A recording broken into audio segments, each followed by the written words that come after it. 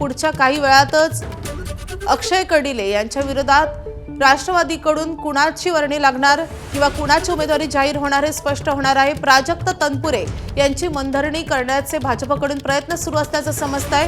रवींद्र चव्हाण, विखे पाटील यांची प्राजक्त तनपुरेशी चर्चा सुरू आहे। प्राजक्त तनपुरे बंडखोरी करणार का याकडे लक्ष असेल, तर प्राजक्त तनपुरे इच्छुक आहेत आणि राष्ट्रवादीकडून प्राजक्त तनपुरे यांना उमेदवारी मिळणार की ते अपक्ष म्हणून उमेदवारी अर्ज दाखल करणार, अशा सगळ्या चर्चा सुरू आहेत। तर रवींद्र चव्हाण जे भाजपचे प्रदेशाध्यक्ष आहेत आणि विखे पाटील यांच्याकडून प्राजक्त तनपुरे यांची मनधरणी करण्याचे प्रयत्नही सुरू आहेत।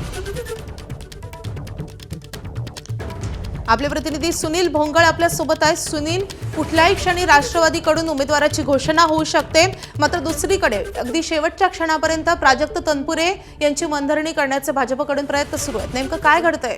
नक्कीच आपण जर बघितलं तर एक राजकीय ट्विस्ट जो आहे तर तो या निमित्तानं आल्याचं पाहायला मिळतंय। सकाळपर्यंत प्राजक्त तनपुरे हे नेमकं कुठल्या पक्षाकडनं उमेदवारी दाखल करतील असा सस्पेन्स कायम असताना अचानकपणे जे आहे भाजपचे प्रदेशाध्यक्ष रवींद्र चव्हाण, त्याचबरोबर जिल्ह्याचे पालकमंत्री राधाकृष्ण विखे पाटील हे प्राजक्त तनपुरे यांच्या जनसंपर्क कार्यालयामध्ये दाखल झालेले आहेत आणि त्यांच्या तिघांची जी आहे आता बैठक सुरू झालेली आहे। एकूणच या घडामोडीमुळे जे आहे इथलं राजकीय गणित जे आहे ते बदलण्याचे चित्र कुठेतरी पाहायला मिळत आहे आणि अगदी पहिल्यापासूनच प्राजक्त तनपुरे जे आहेत तर ते उमेदवारी करणार की नाही याबाबत संभ्रमावस्था होती।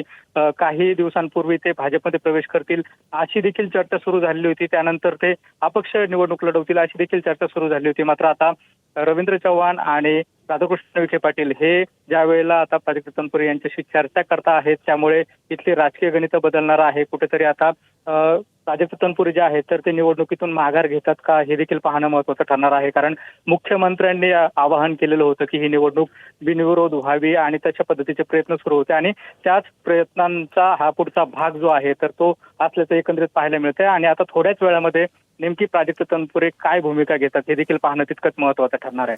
माधवी, एबीपी माझा, उघडा डोळे बघा नीट।